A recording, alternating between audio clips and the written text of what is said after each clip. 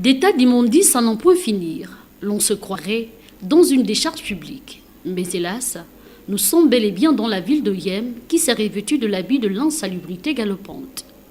Comment comprendre que certains politiciens se sont appropriés pour cheval de bataille la réduction de l'insalubrité à des fins politiques et qu'au sortir des résultats du premier tour, ils ont plié bagage? Une attitude condamnée par plus d'un. C'est ahurissant de le constater que les hommes politiques posent souvent des actes en amont pour des raisons politiques. Et lorsque les populations le constatent aujourd'hui que c'est finalement pour des raisons politiques que nous avons vu les filles et les hommes habitant la ville d'Oyem et originaires de la ville d'Oyem osaient nettoyer les artères au regard des tas d'immondices. Nous constatons que c'est pour des raisons politiques. Et comme d'aucuns sont échoués au premier tour et d'autres en ballottage défavorable, alors tout de suite on comprend que la ville d'Oyem retrouve ses ordures.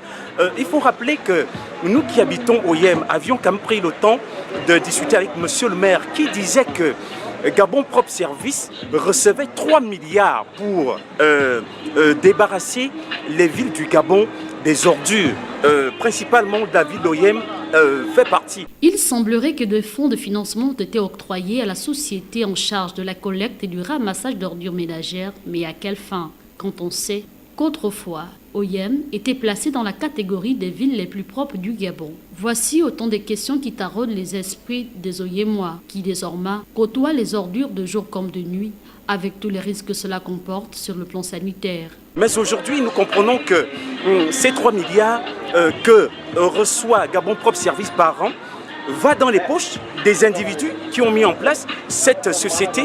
Alors, c'est au regret, au nom des populations de la ville d'Oyem, que nous sommes en larmes de constater que la belle ville d'Oyem, qui a été reconnue comme la plus belle ville du Gabon autrefois par feu El Hadj Omar Bongo, président de la République, est devenue la ville la plus ordurière, la plus sale, pour permettez, parce qu'on ne peut pas comprendre qu'une ville qui a des cadres, nous souvenons qu'il y a déjà eu 2 premiers ministres dont le Wolontem, originaire de la ville d'Oyem, mais qui aujourd'hui n'ont rien fait pour la ville. La preuve, les ordures inondent la ville.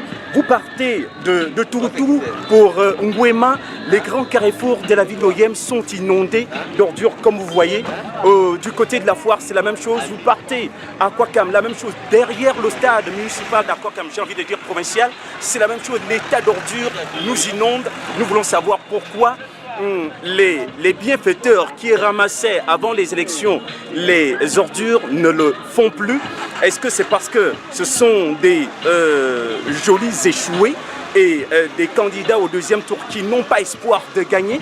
Est-ce que c'est parce qu'ils ont voulu être députés qu'ils ont voulu jouer avec la conscience des populations de la ville d'Oyem? That is the question, comme disent les Anglais. Nous voulons savoir la vérité parce que c'est quand même le Gabon. C'est l'argent du contribuable. La nouvelle équipe municipale a du pain sur la planche. Espérons que ce problème sera solutionné dans les tout prochains jours pour que la ville de Yem puisse retrouver ses lettres de noblesse.